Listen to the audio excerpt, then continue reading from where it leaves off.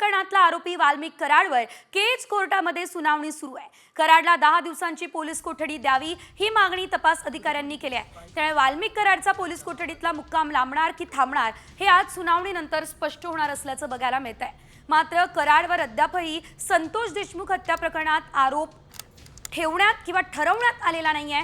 त्यामुळे एकंदरीत आज सुनावणी अंती नेमकी काय घडतं हे बघणं महत्त्वाचं।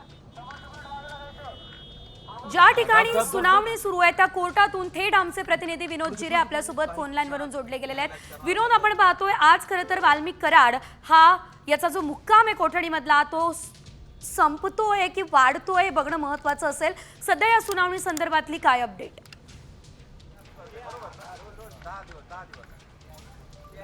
नक्कीच जर पाहिलं तर काही वेळापूर्वी वाल्मिक कराडला पोलीस हे केज न्यायालयामध्ये घेऊन गेलेले, सुनावणीला सुरुवात झाली आहे। जे तपासी अधिकारी आहेत तर त्यांनी 10 दिवसांच्या पोलीस कोठडीची मागणी वाल्मिक कराडसाठी केलेली आहे। 14 दिवसाची वाल्मिक कराडला यापूर्वी कोठडी मिळाली होती, आज ती कोठडी संपलेली आहे आणि आता केज न्यायालयामध्ये सुनावणी सुरू आहे। आणखीनही या प्रकरणामध्ये खंडणीच्या गुन्ह्यामध्ये आणखीनही तपास बाकी आहे असा दावा या ठिकाणी तपासी पोलीस अधिकाऱ्यांनी केलेला आहे आणि त्यामुळं 10 दिवसांच्या पोलीस कोठडीची मागणी केली आहे। त्यामुळं आता न्यायालय यावरती काय निर्णय देणार याकडे सर्वांचं लक्ष लागलंय, कारण की वाल्मिक कराड याचा मुक्काम वाढणार की या ठिकाणी त्यांचा न्यायालयीन कोठडी मिळणार हे याकडे सर्वांचं लक्ष लागलं आहे।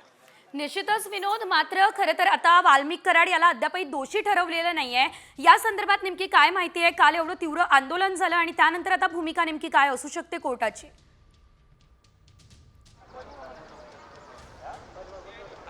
नक्कीच जर पाहिलं तर या ठिकाणी वाल्मिक कराडवर खंडणीचा गुन्हा दाखल झालेला आहे। मात्र धनंजय देशमुख आणि त्यांच्या कुटुंबाकडून जी मागणी होत आहे वाल्मिक कराडवर 302 नुसार गुन्हा दाखल करावा, त्याचबरोबर मकोकानुसार वाल्मिक कराड याच्यावरती गुन्हा दाखल करण्यात यावा अशी मागणी या ठिकाणी करण्यात आली आहे। धनंजय देशमुख यांनी काल मस्साजोग येथील पाण्याच्या टाकीवर चढून आंदोलन केलं होतं। धनंजय देशमुखसह नातेवाईक आणि ग्रामस्थ जे आहेत ते आक्रमक झालेले होते, त्याचबरोबर जलसमाधी आंदोलन देखील त्यांनी केलं होतं।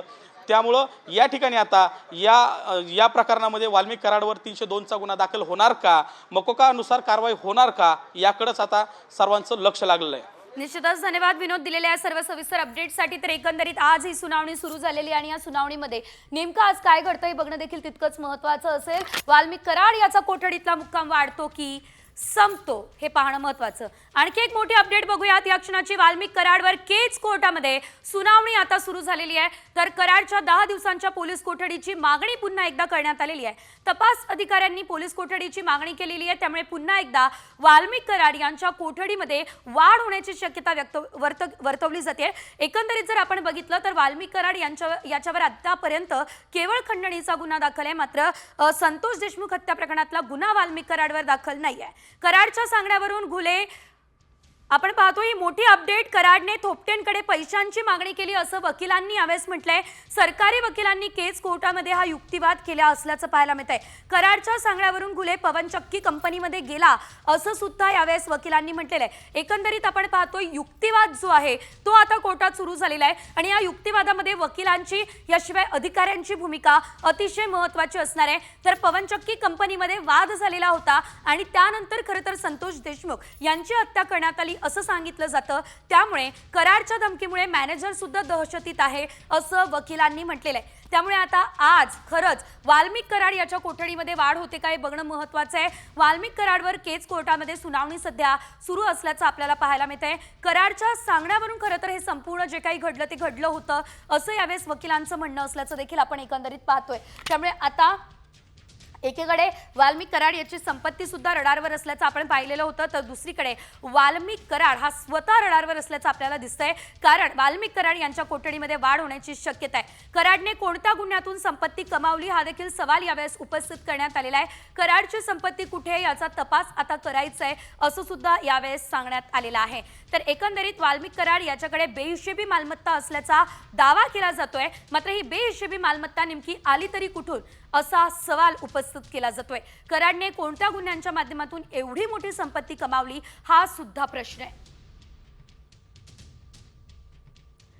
वाल्मिक कराड याच्यावरती केस कोर्टात सध्या सुनावणी सुरू झाली असल्याचं आपण पाहतोय. अतिशय मोठी बातमी आहे, कारण भारतातच नाही तर भारताच्या बाहेर सुद्धा वाल्मिक कराड याची संपत्ती असल्याची माहिती असतानाच ती संपत्ती नेमकी आली आहे कुठून, हा सवाल आता उपस्थित केला जातोय. केज न्यायालयासंदर्भात आपण ही संपूर्ण अपडेट पाहतोय, कारण केज न्यायालयामध्ये ही जी सुनावणी आहे ती सुरू आहे. त्या ठिकाणी आमचे प्रतिनिधी सुद्धा उपस्थित आहेत, त्यांच्याकडून आपण सविस्तर माहिती जाणून घेतलेली आहे आणि त्यांनीच या संदर्भात ही मोठी अपडेट या क्षणाला आपल्यापर्यंत पोहोचवली आहे. कराडने कोणत्या गुन्ह्यातून संपत्ती कमावली, हा सवाल यावेळेस उपस्थित करण्यात आलेला आहे. संतोष देशमुख हत्या हे जे प्रकरण आहे तर ते संपूर्ण देशभरात सध्या गाजत असलेलं प्रकरण आहे. तपास करण्यासाठी आता 10 दिवसांची पोलीस कोठडी द्या अशी मागणी वकिलांनी केलेली आहे. या आधी सुद्धा पोलीस कोठडीमध्येच वाल्मिक कराड याला ठेवण्यात आलेलं होतं आणि आता पुन्हा एकदा वाल्मिक कराड याला आणखी 10 दिवसांची पोलीस कोठडी द्यावी अशी मागणी ही वकिलांकडून करण्यात आलेली आहे. त्यामुळे आता आज नेमका काय निर्णय होतो वाल्मिक कराड याच्या संदर्भात हे बघणं महत्त्वाचं असेल. कराडने थोपटेंकडे पैशांची मागणी सुद्धा केलेली असं सरकारी वकील म्हणताय आणि कराडने धमकी दिलेली होती असं सुद्धा सरकारी वकिलांचं म्हणणं आहे. कराडची भारताबाहेर मालमत्ता आहे का या संदर्भात तपास सुरू असल्याचंही वकील म्हणताय.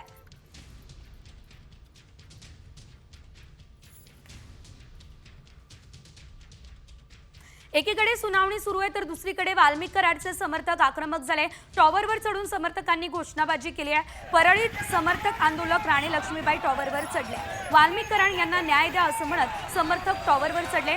परळीमध्ये टॉवर परिसरामध्ये टायर सुद्धा पेटवण्यात आले असल्याचं आपल्याला पाहायला मिळत आहे. परळीमध्ये खरं तर वातावरण जे आहे ते चिघळलेलं बघायला मिळत आहे, कारण वाल्मिक कराड याचे जे समर्थक आहे ते सर्वजण या ठिकाणी आंदोलन करत असल्याचं बघायला मिळत आहे आणि त्या दरम्यान टायर सुद्धा जाळण्यात आलेले आहेत. टॉवरवर सुद्धा हे समर्थक चढले असल्याचं पाहायला मिळत आहे. त्यामुळे पोलिसांनी मध्यस्थी केलेली आहे आणि या सर्व आंदोलकांना पांगवण्याचा सुद्धा प्रयत्न या ठिकाणी करण्यात आलेला आहे.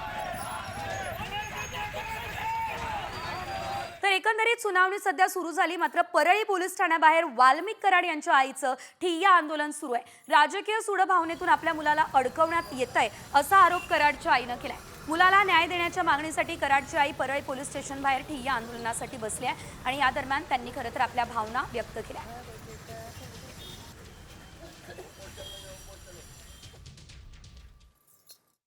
न्याय मिळाला पाहिजे तोपर्यंत मी माझ्या लेकावर लहान झालेला थांबवा, माझ्या लेकाला सुटका करा. हे सगळे गुन्हे खोटे येतात, जाणून बुजून राजकारण करायला लागले तर अन्याय करायलेत माझ्या लेकावर. सगळे खोटे नाटे गुन्हे रचायले. संदीप क्षीरसागर हे जाणून बुजून एवढे राजकारण करायला माझ्या लेकाची सिद्धार्थ करा, मग ते चौकशी करा.